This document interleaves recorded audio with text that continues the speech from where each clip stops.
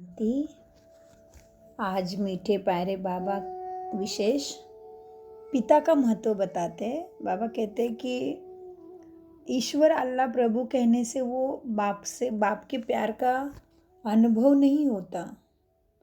बाबा कहने से वर्षे की खुशबू बच्चों को मिलती है।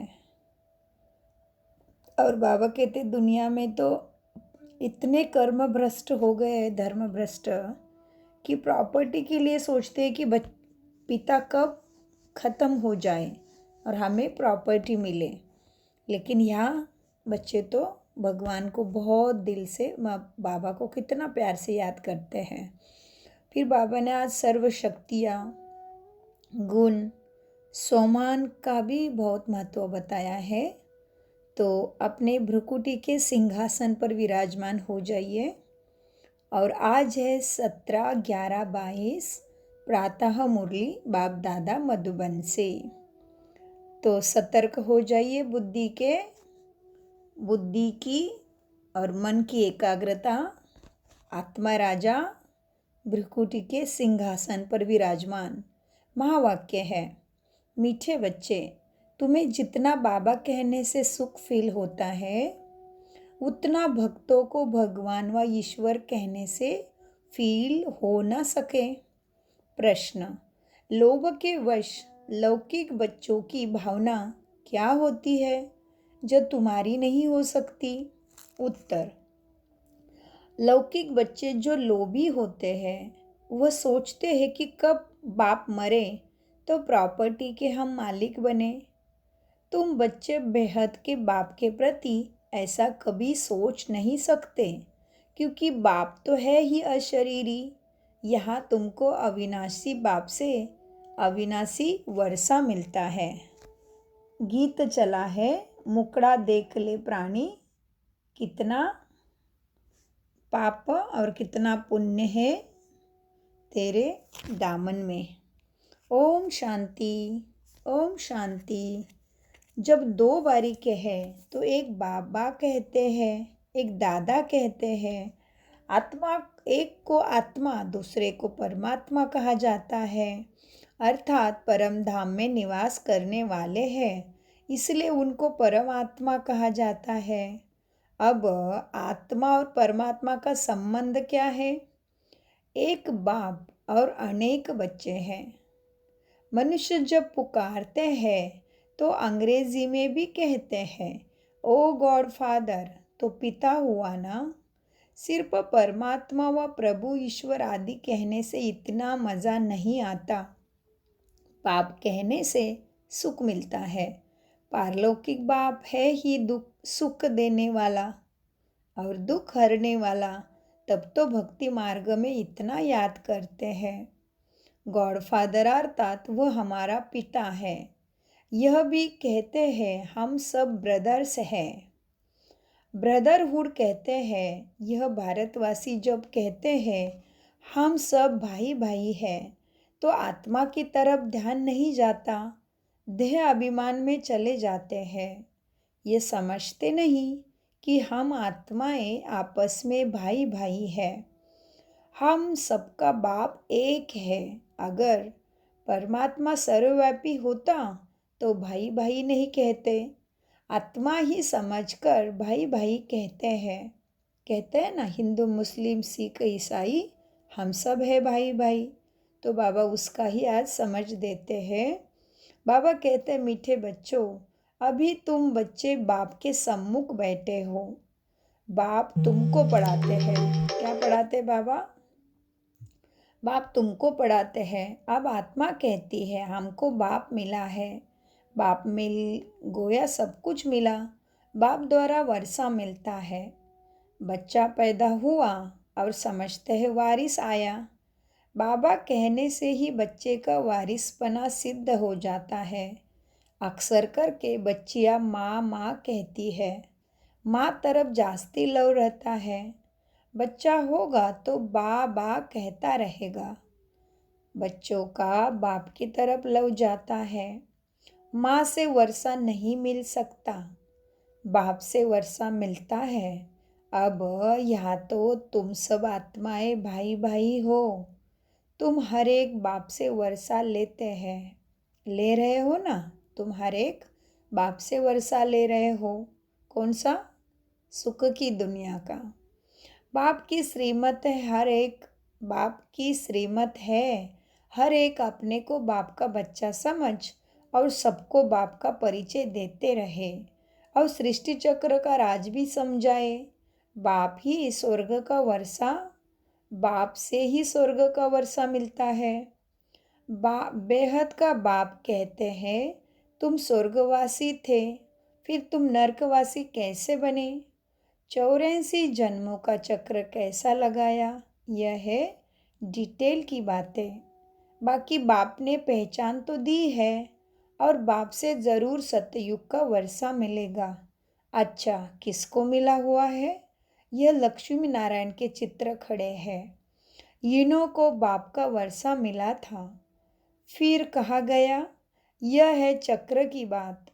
तुमको अभी सतयुग का वर्षा मिलता है, फिर पुनर्जन्म लेते लेते 84 जन्म तो भोगने ही है। अब तुमको नंबरवार पुरुषार्थानुसार 84 का चक्र बुद्धि में है और यह भी निश्चय है कि हमारा अंतिम जन्म है। 84 जन्मों का चक्र लगाकर पूरा किया। अब तुम जाएंगे तो तुम्हारे पीछे सब चले जाएंगे। तुम बच्चे तो बाप से अपना वर्षा पा चुके हो, राजयोग सीख चुके हो, तो तुम जानते हो हम फिर नई दुनिया में राज्य करने आएंगे। फिर यह सब इतने धर्म वहाँ होंगे नहीं, सब वापस चले जाएंगे। फिर पहले पहले हमको यानी डेटिज्म को आना है। हम शूद्र कुल के थे, अब ब्राह्मण कुल के बने हैं, फिर सूर्यवंशी चंद्रवंशी कुल के बनेंगे।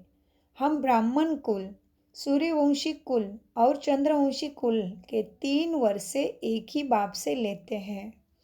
सतयुग त्रेता में कोई धर्म स्थापन करने आते ही नहीं है। भारत का एक ही धर्म रहता है। पीछे बाहर वाले इस्लामी, बौद्धी आदि आते हैं। भारत बहुत प्राचीन देश है। पहले देवी देवता ही थे, अभी और धर्मों में कन्वर्ट हो गए हैं। कितने भिन्न भिन्न भाषाएं हैं। जैसे यूरोपियन हैं तो अमेरिका की भाषा अलग, फ्रांस की अलग है, सब क्रिश्चियन लोग। वैसे चीन को देखो, एक ही बौद्ध धर्म के हैं, परंतु चीन की भाषा और जापान की भाषा और है। तो सब बुद्ध, परंतु वृद्धि हो जाने से अलग हो जाते हैं, आपस में दुश्मन भी बन जाते हैं। भारत का दुश्मन कोई नहीं है, यह तो दूसरे धर्म वाले आकर लड़ते हैं। आपस में फूट डाल भारत को भी लड़ा देते हैं। नहीं तो भारतवासियों की आपस में लड़ाई ऐसे कभी नहीं हुई है। दूसरों ने लड़ाया। लोभ के कारण यह भी खेल है। भारतवासी यह भी भूल गए हैं कि हम ही विश्व के मालिक थे। हमको बाप ने राज्य दिया था। सतयुग में यह नॉलेज रहती नहीं है। यह राज्य हमने कैसे पाया? अभी तुम जानते हो हम ये राज्य कैसे पा रहे हैं। यह बाप बैठ समझाते हैं। बहुत सहज है, परंतु मनुष्य की बुद्धि को ऐसा ताला लगा हुआ है जो यह नहीं जानते कि इन लक्ष्मी नारायण को राज्य किसने और कब दिया। इनके इनों के बच्चे कितने हुए, कुछ नहीं जानते। सतयुग में लक्ष्मी नारायण का राज्य था। सतयुग की आयु कितनी है? कह देते लाखों वर्ष। फिर लाखों वर्ष में गद्दियाँ कितनी हुई, वृद्धि कितनी हो गई, कितने महाराजा महारानी होंगे। लाखों वर्ष में तो अनगणित हो जाए। लाखों वर्ष सतयुग के, फिर लाखों त्रेता के, कलयुग के अभी 40,000 वर्ष कह देते हैं। इन बातों में किसी की बुद्धि नहीं चलती। इतनी लंबी आयु दे दी है। क्रिएटर, डायरेक्टर, समय आदि सबका मालूम होना चाहिए, परंतु किसी को भी पता नहीं। कहते हैं क्राइस्ट से 3000 वर्ष पहले भारत स्वर्ग था, गॉड गॉडेस का राज्य था। कितना वर्ष चला, कैसे चला, यह कुछ भी नहीं जानते। अगर राधे कृष्ण सतयुग के प्रिंस प्रिंसेस है तो उन्होंने भी कोई द्वापर में पद पाया होगा। अगर श्री कृष्ण ने गीता सुनाई तो कब, यह सब बातें बाप ही समझाते हैं। स्कूल में पहले अल्फ़बे पढ़ाया जाता है, फिर धीरे धीरे बड़ा इम्तहान पास करते हैं। तो अल्फ़बे की पढ़ाई और पिछाड़ी की पढ़ाई में कितना फ़र्क हुआ। यह भी ऐसे है, जितना पहले समझाते थे उससे सहज अभी समझाते हैं, उससे जास्ती आगे सहज करके समझाएंगे। कोई नया आता है तो पहले उनसे फॉर्म भराया जाता है, फिर समझाते हैं परमपिता परमात्मा के साथ आपका क्या संबंध है। जरूर सबका बाप हुआ ना। इन बातों को समझने वाले ही समझते हैं।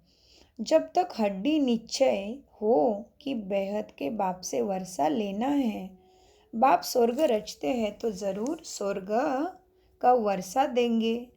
यह उन्हों की बुद्धि में बैठेगा जिन्होंने कल्प पहले निश्चय किया होगा। तुम देखते हो कई बच्चे सवेरे उठ नहीं सकते, 10-15 वर्ष मेहनत करते आए हैं तो भी समय पर उठ नहीं सकते। कम से कम 3-4 बजे उठो। भक्त लोग भी सवेरे उठकर ध्यान करते हैं, जाप करते हैं, हनुमान का, शिव का, परंतु उनसे कोई फायदा नहीं। भला करके कोई के लक्षण अच्छे होते हैं, परंतु उनसे कोई को जीवन मुक्ति नहीं मिल सकती, उतरती कला होती है। लक्ष्मी नारायण जो सतयुग में राज्य करते थे वह भी दूसरे तीसरे जन्म में नीचे आते हैं, उतरती कला हो जाती है। आधा कल्प पूरा होगा तो वाम मार्ग में चले जाएंगे, फिर भक्ति मार्ग शुरू होगा। कितने ढेर मंदिर बनते हैं, अभी भी कितने मंदिर हैं, कोई टूट भी गए हैं। वाम मार्ग में जाने के चित्र भी है। ड्रेस देवताओं की पड़ी है, वास्तव में ड्रेस उन्हों की अलग थी, पीछे बदल आई है। कोई की पाग कैसे, कोई की कैसे, कोई का ताज कैसा, अलग अलग ताज पहनने का भी अलग अलग नमूना होता है। सूर्यवंशी राजाएं जो है उनकी पहरावेश अपनी होती है। यह फलाने की पगड़ी है, बाबा ने साक्षात्कार भी किया है। द्वारकाधीश की टेढ़ी पगड़ी थी। यह सब ड्रामा आदि से अंत तक जो कुछ हो रहा है वो फिर भी ऐसे ही होगा। फिर वाम मार्ग में जाएंगे, सबका मतभेद हो जाएगा, रस्म रिवाज अलग हो जाएगा। सूर्यवंशी अलग, चंद्रवंशियों का अलग। यह बना बनाया खेल है, फिर रिपीट होता है। तुम जानते हो हम बेहद के बाप से फिर से सदगति पाते हैं। पुरानी दुनिया का विनाश, बेहद का बाप राजयोग सिखलाते हैं। ये दुनिया नहीं जानती, राजयोग सीखते हैं। तुम बच्चे अच्छी रीति जानते हो और तुम्हारा बाप से लव है। सबका एक जैसा तो है नहीं, अज्ञान में भी सबका एक जैसा लव नहीं होता। कोई लोभोश कहते हैं बाप मेरे तो मरे तो प्रॉपर्टी मिले, या शिव बाबा का शरीर ही नहीं। बाबा तो अविनाशी है, यह शरीर लोन पर लिया है। तुम जानते हो हमने 84 जन्म लिए हैं। बाबा तो पुनर्जन्म नहीं लेते, इस शरीर में प्रवेश करते हैं। नहीं तो क्या लक्ष्मी नारायण के तन में आएंगे क्या। वह तो है पावन दुनिया के मालिक, यह तो पति दुनिया, पति शरीर, क्योंकि विष से पैदा होते हैं। बाबा कल्प पहले मुआफिक कहते हैं मैं साधारण तन में प्रवेश कर, मुझे अनुभवी रथ चाहिए। कोई अच्छे एक्टर्स होते हैं तो उनको अच्छा इनाम मिलता, यह भी बाबा का रथ गाया हुआ है। ब्रह्मा द्वारा स्थापना, ब्रह्मा को बूढ़ा ही दिखाते हैं। प्रजापिता ब्रह्मा विष्णु शंकर का रूप ही अलग है। ब्रह्मा का रूप बिल्कुल ठीक है। बाप ने ही इनका नाम रखा है प्रजापिता ब्रह्मा। इसने पूरे 84 जन्म लिए हैं। तुम भी कहेंगे हम सब ने पूरे 84 जन्म लिए हैं। तब पहले पहले बाप से मिले हैं। हमारी राजाई फिर से स्थापन हो रही है। समझाना भी पड़ता है। हे परमपिता परमात्मा, हे भगवान। तो भगवान बाप ज़रूर समझाना चाहिए उनको, परंतु मनुष्य की समझ में नहीं आता कि सभी आत्माओं का बाप निराकार है, पिता है। तब तो भक्ति मार्ग में सब याद करते हैं। आत्मा को सुख मिला था, तब दुख में याद करते हैं। अभी भी आधा कल्प बाप को याद करते आए हैं। शुरू में ही सोमनाथ का मंदिर बनता है, तो ज़रूर बाप को ही याद करेंगे। इसलिए कहते हैं ना, सुख में सिमरन सब करे, दुख में कोई ना करे। और फिर सुख में सिमरन करे तो दुख काहे को आए। बाबा कहते हैं बाप ने ही वर्षा दिया है, तो पहले पहले मंदिर भी बाप का बना है। तुम अभी बाप के वारिस बने हो। बाप विश्व का रचयिता है, उनसे ही वर्षा मिलता है।